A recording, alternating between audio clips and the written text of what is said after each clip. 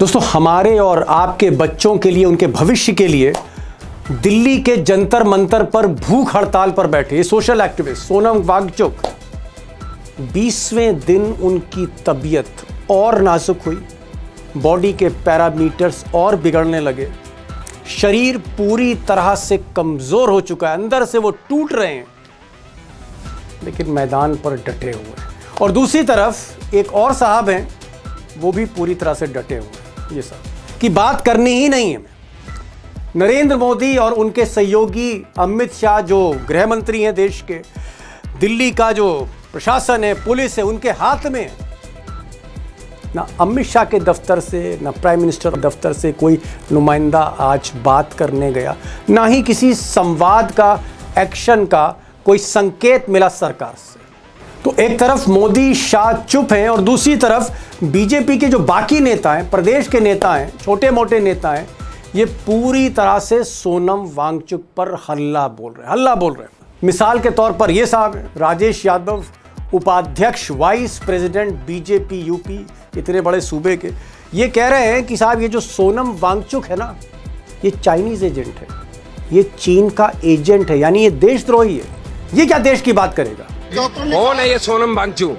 कौन है ये? एक शिक्षाविद है। कोई शिक्षाविद नहीं है, ये चाइना का एजेंट है, ये चाइना का एजेंट है। सिर्फ बीजेपी के नेता ही नहीं, बीजेपी से जुड़े जो अभिनेता हैं वो भी सोनम वांगचुक या इस भूख हड़ताल के मामले में वो भी कम नहीं है। अब मोदी के बड़े करीबी विवेक ओबराय, बहुत करीबी है, पिक्चर बना चुके हैं। विवेक ओबराय से एक मौके पर सारे पत्रकारों ने पूछा घेर कर कि भाई सोनम वांगचुक वो बच्चों के लिए भूख हड़ताल पर बैठे हैं, तबीयत बड़ी नाजुक है, तमाम लोग जो है उनसे गुजारिश कर रहे हैं अनशन तोड़ने के लिए, आप क्या कहेंगे? अब 2 लाइन बोल देते कि भाई अनशन तोड़ दें, भूख हड़ताल ना करें। लेकिन विवेक ओबराय क्या कहते हैं?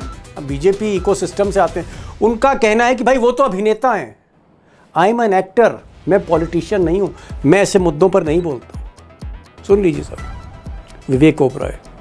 यार मैं अभिनेता हूं, नेता नहीं हूं, तो मैं पॉलिटिकल चीजों पे ज्यादा इस पे ध्यान नहीं देता हूं। हम तो ऑब्जर्व करते हैं, सीखते हैं।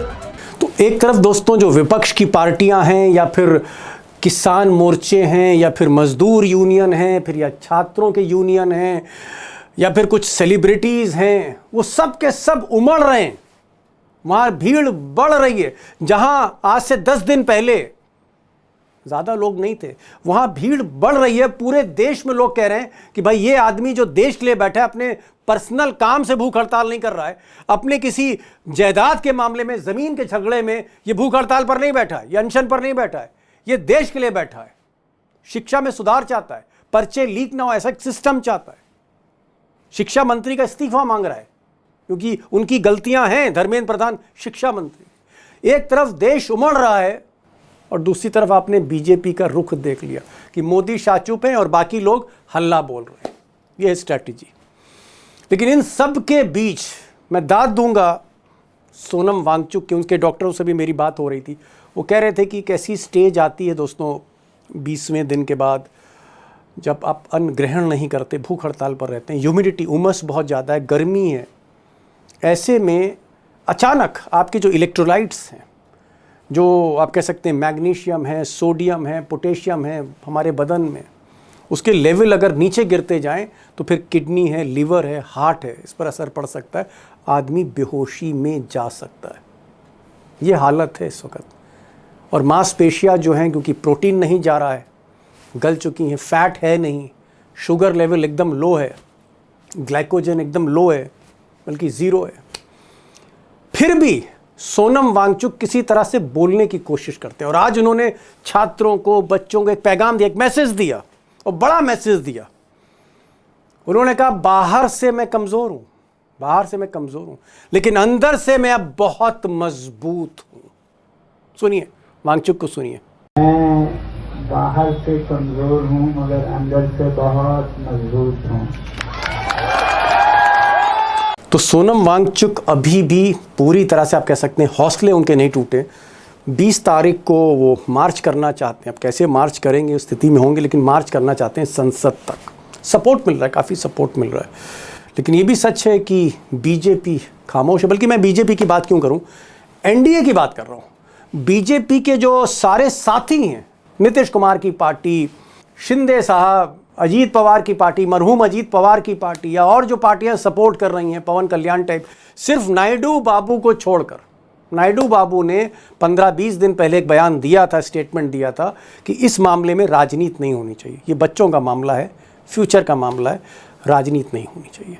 बाकी एनडीए, बीजेपी और बीजेपी का सारा सिस्टम, उसमें नेता भी, खिलाड़ी भी, सब गिन लीजिए आप, नौकरशाही भी, जुडिशरी भी, जो जो उनसे जुड़े हुए हैं वो सब चुप हैं या हल्ला बोल रहे हैं। दूसरी तरफ अगर आप विपक्षी पार्टियां देखेंगे तो सबसे पहले तो भाई टीएमसी मैदान में कूदी, ममता बनर्जी बहुत इस वक्त संकट से हैं, लेकिन उन्होंने कहा सपोर्ट करेंगे, बात भी करी सोनम वांगचुक से। ममता बनर्जी की पार्टी कई सांसद भी पहुंचे, अखिलेश यादव टोटल सपोर्ट कर रहे हैं, टोटल सपोर्ट अखिलेश यादव कर रहे हैं, उनकी पत्नी डिम्पल यादव वहाँ पहुँची थी, बैठी थी। आम आदमी पार्टी भी खुलकर समर्थन दे रही, केजरीवाल पहुँचे थे, डीएमके समर्थन दे रही है, आरजेडी तेजस्वी की पार्टी समर्थन दे रही है, शरद पवार की पार्टी हालांकि थोड़ा डामाडोल स्थिति है, लेकिन फिर भी आज उनकी बेटी सुप्रिया गई, मिलने के लिए गई। उद्धव ठाकरे ने तो खुलकर सपोर्ट किया सोनम वांगचुक का। और सबसे बड़ी बात है, कांग्रेस ने कल एक मीटिंग के बाद टोटल सपोर्ट दिया, और आज राहुल गांधी के बेहद करीबी पवन खेड़ा, राज्यसभा के सांसद भी हैं, अभी बने हैं ताज़ा, पवन खेड़ा आज गए राहुल गांधी का मैसेज लेके कांग्रेस का कि भाई हम आपके साथ हैं, हम आपकी सेहत को लेके बहुत फिक्रमंद हैं। तो आप कह सकते हैं कि पूरा विपक्ष, समूचा विपक्ष इस वक्त साथ में खड़ा है, लेकिन एनडीए की तरफ से आवाज़ नहीं आ रही है। अब दोस्तों जो बड़ा सवाल है, और पूरे देश के सामने ही एक सवाल है कि भाई मोदी और अमित शाह इतने निर्मम हो गए, इतने मतलब असंवेदनशील हो गए, इतने इंटॉलरेंट हो गए कि भाई उनके दफ्तर से, उनके घर से 2-2.5 किलोमीटर की दूरी पर अनशन चल रहा है। भाई 20वें दिन तो चले जाओ, किसी आदमी को ही भेज दो। सवाल इस बात का है कि क्या मोदी और शाह, सोनम वांगचुक और ये जो छात्र भूख हड़ताल पर बैठे हैं, इनकी सुध लेंगे? क्या सोनम या छात्रों की जो मांग है, देश भर के छात्रों की मांग है, पेपर लीक और दुनिया भर के जो समस्याएं हैं शिक्षा क्षेत्र में, क्या इस पर सरकार कुछ विचार करेगी? डिमांड्स पर कोई संवाद करेगी, कोई कमेटी बनाएगी? ठीक है, आप धर्मेंद्र प्रधान को ना हटाइए, कोई कमेटी तो बना सकते, कोई इनिशिएटिव तो ले सकते हैं। अरे भाई दिल बहलाने के लिए किसी बाबू को ही भेज दीजिए, किसी छोटे अफसर को ही भेज दीजिए, बात तो करे कि ऐसा होगा, और नहीं हो रहा है तो क्यों नहीं हो रहा है, क्यों नहीं हो रहा है? और दूसरा बड़ा सवाल जो मेरे जहन में आता है कि अगर ये तबीयत बिगड़ती रही, क्योंकि ये तो मेडिकल साइंस है, ये हमारे आपके बस की चीज़ नहीं है। ठीक है, सोनम वांगचुक लद्दाख से हैं, थोड़ा फिट हैं, इस तरह के अनशन कर चुके हैं, लेकिन मेडिकल साइंस से आप नहीं लड़ सकते। एक स्टेज पर आप बेहोशी के हाल में चले जाएंगे, आप फेंट हो सकते हैं, उनको चक्कर आ रहे हैं, डिजीनेस हो रही है, उनको उठ नहीं पाते हैं, और ऐसे में ऑर्गन फेलियर भी हो सकता है, कुछ भी हो सकता है। तो क्या ऐसा तो नहीं है कि अगर तबीयत और बिगड़ी तो सरकार पिछले दरवाजे से किसी सरकारी डॉक्टर को भेज के सोनम वांगचुक को ज़बरदस्ती गाड़ी में, एम्बुलेंस में बैठा के अस्पताल ले जाएगी और ग्लूकोज लगा देगी, इंजेक्शन्स लगा देगी और बचा लेगी? क्या सरकार को यही लग रहा है, यही रूट है? और ये नहीं है तो फिर और क्या विकल्प है? मुझे लगता है एक ऐसा मसला है कि इस पर थोड़ा विचार होना चाहिए। और आज 3 खास मेहमान हैं। सुप्रीम कोर्ट के एक बड़े वकील अशोक अरोड़ा साहब, बहुत निर्भीक और बेखौफ बोलते हैं, अशोक अरोड़ा होंगे। एक और अशोक हैं हमारे साथ, Ashok the great, Ashok Wankhede tiger, वो भी हैं, बहुत इमोशनल हैं, लेकिन मैंने कहा भाई ठीक है आप बोलिए। आज उमाकांत जी बहुत कूल रहते हैं, वो भी बहुत इमोशनल थे इस मुद्दे पर। तो इन तीनों पैनलिस्ट को, एक्सपर्ट्स को भी सुनिए, और मेरी तो आपने बात सुनी ली, इनको भी सुनिए, और आपको एक आइडिया लगेगा कि किस दिशा की तरफ हम लोग बढ़ रहे हैं, यानी देश बढ़ रहा है। अशोक जी, एक बात सामने आ रही है कि कोर्ट को, अदालत में जब ये मामला गया था, अदालत को थोड़ा दिल और बड़ा करना चाहिए था, विजन और बड़ा करना चाहिए था। भाई पब्लिक मैटर है आफ्टर ऑल डेमोक्रेसी का। क्या आपको लगता है कि सिर्फ ये कह देना कि भाई डॉक्टर जाए और इनकी जो है नब्ज देखे, यहाँ नब्ज देखे, डॉक्टर जाए और अगर ज़रूरत पड़े तो ग्लूकोज दे दे, इससे ज़्यादा अदालत ने हस्तक्षेप नहीं किया? क्या आपको लग रहा है आज से मनमोहन सिंह का टाइम होता, कोई अच्छा चीफ जस्टिस होता आप जैसा, तो क्या एक बड़ा एक विजन होना चाहिए था सुप्रीम कोर्ट को या हाई कोर्ट को कुछ इंस्ट्रक्शंस और भी देने चाहिए थे कि बात करनी चाहिए, संवाद होना चाहिए, सजेशन तो दे ही सकता है सुप्रीम कोर्ट। अरोड़ा साहब, मैं अगर चीफ जस्टिस होता या जज की आज या ड्यूटी बनती है दीपक जी, वही at the cost of repetition कह रहा हूँ, फिर मैं उनको धर्मेंद्र प्रधान के रेजिग्नेशन की बात नहीं करता। मैं याद करता मैंने शपथ क्या ली है। मैंने शपथ ली है हर एक घर में दिया भी जले अनाज भी हो। मैं उस चीज को समझ जाता, मुझे दिख रहा है। जज को तो दिखना चाहिए ना कि ये हो क्या रहा है, खेल क्या हो रहा है जी, ये खेल क्या हो रहा है। ये मोदी तंत्र में ये हो रहा है कि जो मेन जो दुनिया की डिमांड है जिस पे शपथ ली है मोदी ने और चीफ जस्टिस ने, वो ये ली है secure justice social economic political for all. मैं उसमें ये देखता कि लोगों को राशन नहीं मिल रहा, लोगों को रोजगार नहीं मिल रहा, लोगों को सेफ्टी नहीं मिल रही, जुडिशियल इंडिपेंडेंस नहीं है, मीडिया इंडिपेंडेंस नहीं है, बच्चे आत्महत्या कर रहे हैं। इसका जिम्मेवार कौन है, मैं ये तय करता। मैं धर्मेंद्र प्रधान का नहीं, मैं मोदी का इस्तीफा मांगता।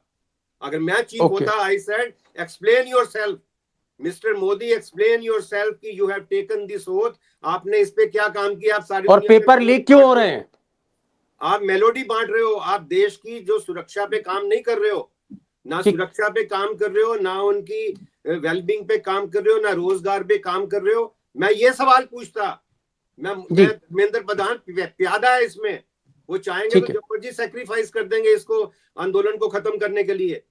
मोदी के सामने कुछ नहीं है, मैं यही कह रहा हूँ। इन पे मैं समझ गया, आप कह रहे हैं शिक्षा, समझ गए अरोड़ा साहब, आप कह रहे हैं कि शिक्षा मंत्री धर्मेंद्र प्रधान एक मोरा है, एक प्यादा, उनकी कोई हैसियत नहीं है, सारी की सारी डोर जो है नरेंद्र मोदी के हाथ में, फैसला उन्हें करना। टाइगर, एक चीज मैं जानना चाह रहा था भाई, अब तो 20-21 दिन हो गए हैं, एक आदमी 20 दिन से अन्न को उसने छुआ नहीं है, सिर्फ पानी पी के जी रहा है, हालत बहुत खराब है, डॉक्टर्स की रिपोर्ट आ रही है 9.5 किलो वजन घट गया साहब, 9.5 किलो माने रखता है। क्या ये सारी चीजें भारत सरकार के किसी कैबिनेट मंत्री को नहीं दिख रही, ना राजनाथ सिंह को दिख रही हैं, चलो भाई मोदी को नहीं दिख रही तो गडकरी को नहीं दिख रही हैं, निर्मला सीतारमन को नहीं दिख रही, भाई कैबिनेट में तो दर्जनों मंत्री हैं, सबने आंख पर पट्टी बांध ली है, इस सरकार को कोई पब्लिक कॉज से कोई मतलब नहीं है। मिस्टर वानखेड़े, टाइगर, आपकी आशा और अभिलाषा पे मुझे हंसी आती है जी। ये कैबिनेट मंत्री थोड़ी है भाई साहब दीपक जी, ये कव्वालों की टोली है। 2 कव्वाल गाते हैं, बाकी पीछे ताली बजाते हैं। ताली बजाने वालों से सुर लगाने की अपेक्षा मत करिए, ताली बजाने से भी निकाला जाएगा टीम से। किसके औकात है, कौन बोलेगा? आज तक कौन बोला? 2014 से कोई बोला कि प्रधानमंत्री जी आप गलत बयानी कर रहे हैं? ऐसे इंसान को जो सैकड़ों गलतियां कर चुका हो, जिसको डिफेंस का डी नहीं आता लेकिन एक्सपर्ट हो, साइंस का यस नहीं आता लेकिन साइंस पे बोलता हो। मेरा प्रधानमंत्री बच्चों को बताता है एग्जाम कैसे देना, एक अभिभावक के रूप में। तो एग्जाम तो तुम ही ले रहे हो मेरे आका, पर्चा लीक हो रहा है, एग्जाम प्रोसेस फेल हो गया, रिजाइन करो। मैं बिल्कुल अशोक जी के साथ हूं, इसलिए नहीं कि उनका नाम अशोक जी है। मैं पहले दिन से जिस भी प्लेटफॉर्म पे जा रहा हूं, मैं कह रहा हूं कि इस प्रधान का इस्तीफा मांगना ही मूर्खतापूर्ण काम है। पत्ते तोड़ने से पेड़ का कुछ नहीं होगा, जड़ से उखाड़ना होगा। किसने अशोक प्रधान को वहां पे लगातार पेपर लीक होने के बाद भी मंत्री बनाए रखा? वो जो नींबू मिर्ची फेम जो रक्षा मंत्री है राजनाथ सिंह, वो तो बोलता है कि एनडीए में इस्तीफे नहीं होते, हम निर्लज्ज लोग हैं, ब्रैकेट में आगे ये सुनो आप, तभी लोग इस्तीफे नहीं देते। शास्त्री जी निर्लज्ज थे, इस्तीफे दे रहे थे। इसके पहले यूपीए सरकार में आप ही ने लांछन लगाया और लोगों के इस्तीफे हुए। डी राजा का इस्तीफा हुआ, कलमाड़ी का इस्तीफा हुआ, क्योंकि सरकार में बैठने के लोगों को मन की नहीं तो जन की थोड़ी सी शर्म थी। ये तो बेशर्मों की फौज है। जीडी अग्रवाल मर गए, क्या कर लिया? गंगा का ओरिजिनल बेटा मर गया, फर्जी बेटा बैठ के तमाशा देख रहा था। 700 किसान मर गए, मेरे लिए मरे क्या बोलने वाले ये लोग? आपको लगता है किसी के मरने के 18 बच्चे मर गए? किसी बच्चे की जब मृत्यु की पूरी खबर सुनते हैं तो आप 4 में से मुझे बताइए, हम 4 में से कौन रात को खाना खाएगा खबर पढ़ने के बाद? और आपने कहा न्यायपालिका में, अरे न्यायपालिका पैरों में घुंघरू बांध के विधायिका के दरबार में नाच रही है, क्या न्यायपालिका से अपेक्षा कर रहे हैं आप? बोरों से नोट मिलते हैं तो भी भ्रष्टाचार मानते नहीं। एक भ्रष्टाचार का पैराग्राफ क्या लिखा गया, सुप्रीम कोर्ट हिल गया, कैसा लिखा, इसको निकाल दो, उसको निकाल दो। किस मुंह से आप निकाल रहे हैं? वर्मा के आप मिले हुए क्या नकली नोट थे? क्या लूडो खेल रहा था वो? जुडिशरी में कितने भ्रष्टाचार के केसेस चाहिए, मैं इतने दे दूंगा, जज गिनती भूल जाएंगे। पूरे सुप्रीम कोर्ट के फौज लगवा दो, इतने इतने केस दे दूंगा। फिर भी भ्रष्टाचार पे ये नहीं है। 27 लाख लोगों का मतदान का अधिकार चला गया, चुपचाप बैठे, अगली बार दे देना। तो न्यायपालिका से अपेक्षा ना कीजिए। पेपर लीक हो गया, अगली बार दे देना। इन्होंने इस भ्रष्टाचार को, व्यभिचार को, बच्चे के भविष्य के साथ खिलवाड़ जो होती है उसको न्यू नॉर्मल बनाया है इस देश में। ओके, न्यू नॉर्मल है, एवरीथिंग इज नॉर्मल। भाई लखेड़ा साहब, आप तो जी 35 साल हो गए साहब, 9 प्रधानमंत्रियों का इंटरव्यू कर चुके हैं, और मोदी छोड़ के जितने भी प्रधानमंत्री रहे 30-40 वर्षों में सबका इंटरव्यू किया है, और सबको बहुत करीब से आप जानते थे। मान लीजिए, अब मनमोहन सिंह की बात नहीं करूंगा क्योंकि कांग्रेस के थे, अगर अटल बिहारी वाजपेयी, मैं बीजेपी की बात कर रहा हूं क्योंकि बीजेपी की सरकार है, अगर अटल बिहारी वाजपेयी इस वक्त प्रधानमंत्री होते तो क्या आपको लगता है कि सोनम वांगचुक से वो कोई डायलॉग इनिशिएट करते, मिस्टर वाजपेयी, या वाजपेयी भी ऐसे ही बैठे रहते मोदी की तरह? देखो देखो दीपक जी, ऐसा है कि ये कोई भी, मैं अटल बिहारी वाजपेयी या मनमोहन सिंह की बात नहीं कर रहा हूँ। नरसिम्हा राव की, हाँ, नरसिम्हा राव, मैं 10वें प्रधानमंत्री, मैं तो अगर किसी भी, कोई भी प्रधानमंत्री इंसान अगर हो, इसमें इंसानियत और मानवता, देवगौड़ा अगर प्रधानमंत्री होते, चलिए कोई भी होता, हाँ, वो क्या करते? कोई भी होता, मंत्री का इस्तीफा, मंत्री क्या 10-10 मंत्रियों के इस्तीफे एक साथ हो जाते। मतलब पूरा प्रधानमंत्री को नैतिक आधार पर कहता है कि मैं, एक वर्ड है collective responsibility of the cabinet, तो collective responsibility of the cabinet में मोदी सीधा कटघरे में खड़े हैं।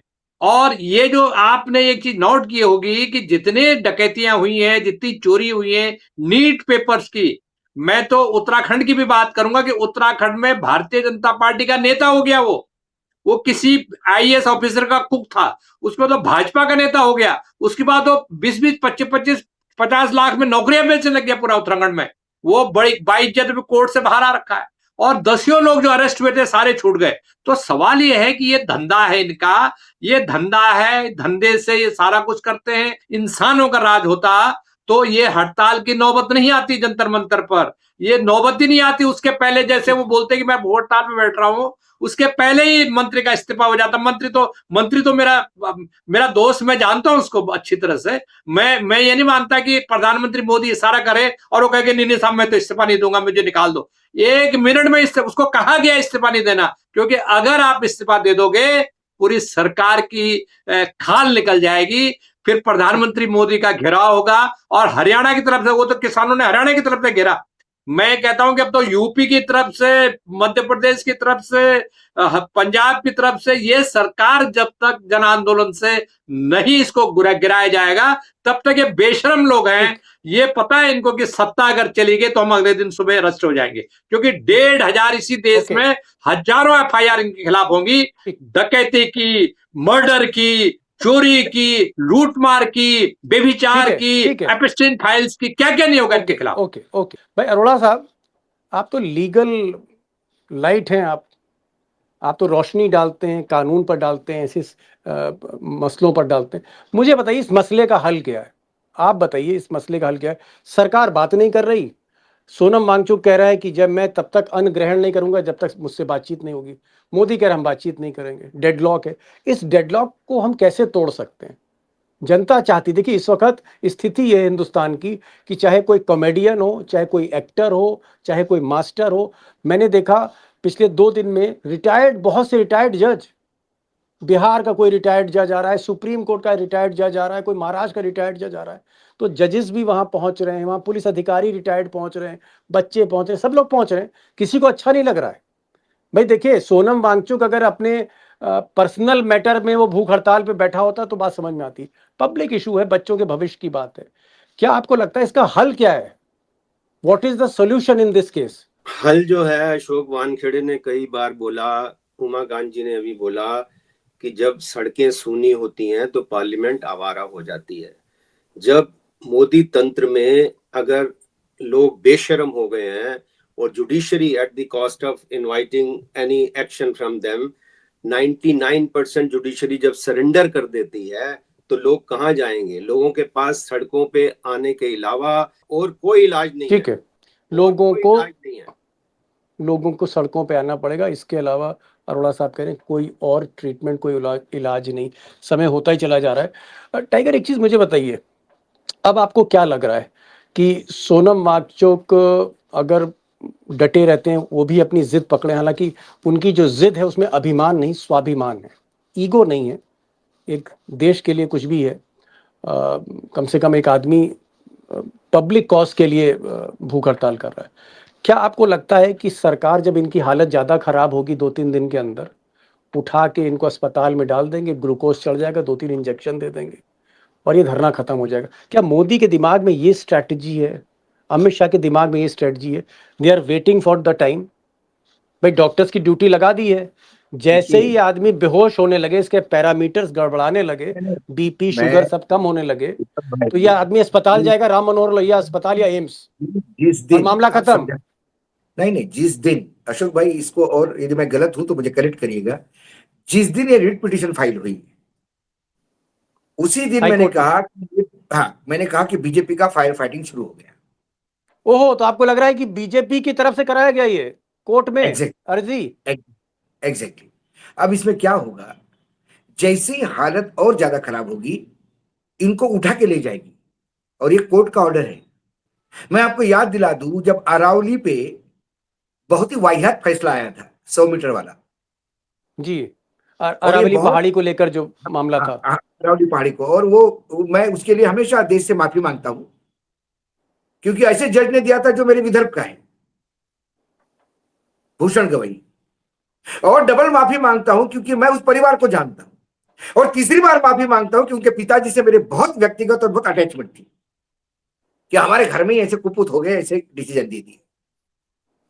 जब सरकार चुप थी, मीडिया पे कोई खबरें नहीं आ रही थी, सोशल मीडिया पे कुछ खबरें आई, और व्यक्तिगत रूप से मैंने एक वार्तालाप सुना फ्लाइट के अंदर।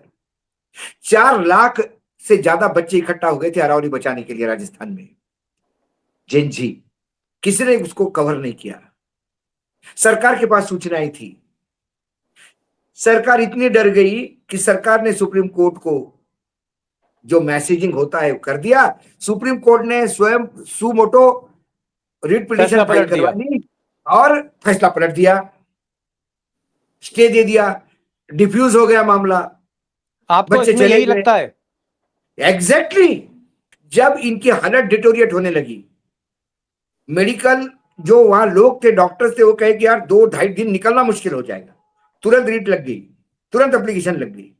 हाई कोर्ट ने मानवीय पर दिया, अब उठा के ले जाएंगे तो क्या करेंगे?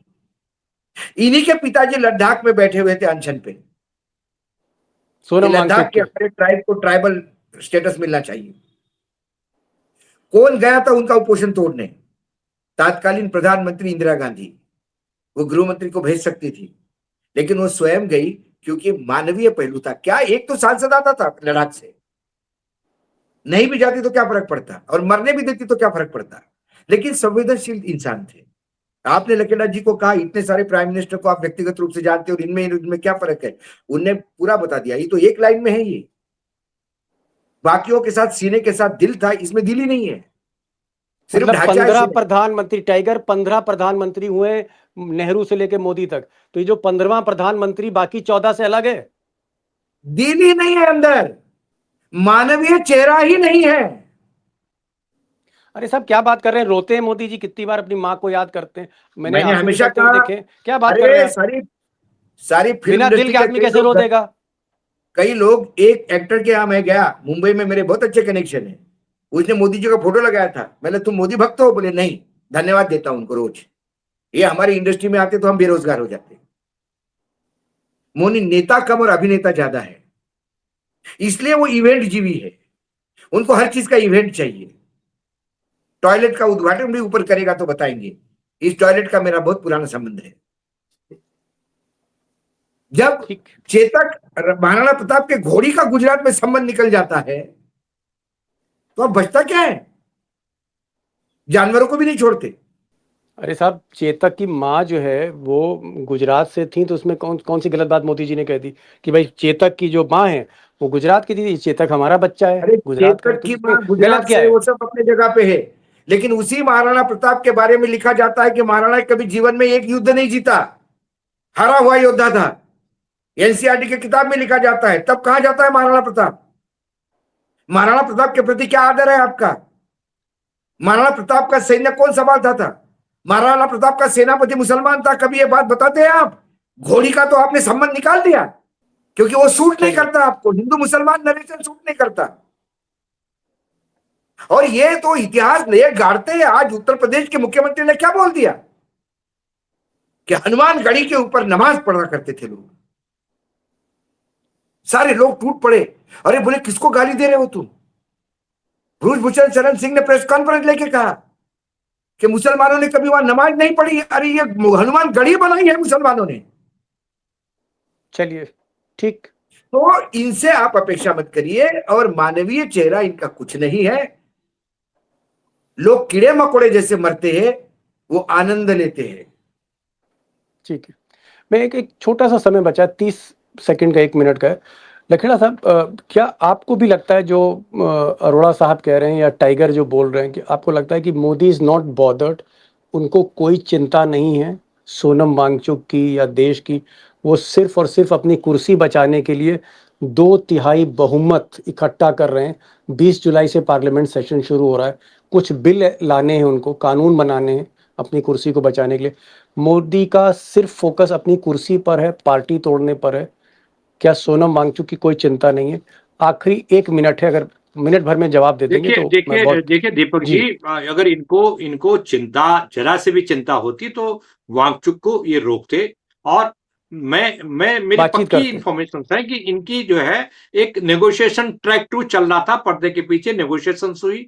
और ये जो दीपके है ये भी नॉन पॉलिटिकल टाइप का आदमी है, इसको कोई दिमाग नहीं है इसके अंदर। अगर इनके पॉलिटिकल दिमाग होता और ये समझता, इसको समझ होती, अंडरस्टैंडिंग होती, तो ये सीधा प्रधानमंत्री मोदी पर अटैक करेंगे। अभी इन्होंने कहा कि नहीं प्रधानमंत्री मोदी को नहीं, मंत्री खराब है। अरे भाई साहब, पूरी दाल काली, आप मंत्री को गलत बता रहे हैं। पिछले 12 साल से इस देश का इतना नुकसान इन लोगों ने कर दिया। ये महिला, सबको कहते हैं ना कि महिला सुरक्षा के नाम पर कितना ये छापते हैं विज्ञापन, सारे देश में 100 करोड़ के विज्ञापन छापती है इन्होंने उत्तराखंड की 12 यात्रा कर चुके हैं, 12-14 यात्रा 2022 से 18 सितंबर 2022 को उत्तराखंड की अंकिता भंडारी लड़की की हुआ उसके साथ, गलत हुआ उसके साथ। तो सवाल क्या किया इन्होंने ये किया कि एक बार में नाम नहीं लिया, और जितने वीआईपी हैं जो क्रिमिनल्स थे भारतीय जनता पार्टी के, एक तो नेशनल जनरल सेक्रेटरी है, उन सबको मंच में बैठे वो, और एक शब्द नहीं बोला, एक शब्द। तो इतना संवेदनशील, ये जो एक लड़की के साथ इस तरह से दुराचार हुआ, इनके लोगों ने किया, उस पर नहीं बोलते। इनका एक ही फंडा है कि भाई देश में ऐसी चीज पर बात ही मत करो, नकल पर बात मत करो, महंगाई पर बात मत करो, कुछ बात ही मत करो। उमाकांत लखेड़ा, अशोक अरोड़ा, अशोक वानखेड़े, टाइगर, तीनों ही मैं कहूँगा, एक तरफ एक जुडिशरी के बहुत सीनियर रिस्पेक्टेड हमारे पर्सनालिटी अशोक अरोड़ा साहब, और 2 बड़े वरिष्ठ पत्रकार। अगर तीनों का मैं लब्बो लुआब दोस्तों निकालूं तो ये है कि नरेंद्र मोदी प्रधानमंत्री और उनके सहयोगी और Chanakya Amit Shah, they are not bothered about Sonam Wangchuk. Sonam Wangchuk की कोई परवाह नहीं है कि उनकी सेहत खराब हो रही है, डिटेरिएट हो रही है, 9.5 किलो वजन घट गया है। उनको इस वक्त 20 जुलाई से जो सेशन, मानसून सत्र शुरू हो रहा है, उसके लिए वो बहुमत इकट्ठा कर रहे हैं मोदी जी, और पार्टियां तोड़ रहे हैं। एक और बात अशोक वानखेड़े साहब ने कही कि अदालत ने जो फैसला दिया या आदेश दिया सरकार को कि सोनम वांगचुक की अगर सेहत बहुत ज़्यादा खराब होने लगे वो कोमा में जाने लगे, बेहोशी की हालत में जाने लगे, तो उनको आप अस्पताल में फोर्सिबली भर्ती करना और फोर्स फीडिंग करना, ग्लूकोज लगाना, इंजेक्शन देना, जान बचा लेना। और ऐसा ही लगता है कि अगर सोनम वांगचुक की सेहत बिगड़ती है, बहुत ज़्यादा बिगड़ती है, जो लाजमी है, तो सोनम वांगचुक एम्स में होंगे या किसी अस्पताल में होंगे और ये धरना अपने आप खत्म हो जाएगा। और जहाँ तक धर्मेंद्र प्रधान की बात है, तो प्रधान की प्रधानी चलती रहेगी, चाहे पेपर लीक होते रहे, मोदी जी को उस पर कोई असर नहीं। भाई वानखेड़े साहब, आपका बहुत बहुत शुक्रिया। अशोक अरोड़ा साहब, आप जुड़े, न्यूयॉर्क से जुड़े, लाइव जुड़े, और आज आप बहुत इमोशनल थे, लेकिन बहुत सी बातें आपने कहीं जिसमें मुझे लगता है दोस्त हमारे ज़रूर रिएक्ट करेंगे। लखेड़ा साहब, आपका भी बहुत बहुत धन्यवाद, शुक्रिया। Thank you so much, all three of the participants. Thank you so much for joining this programme.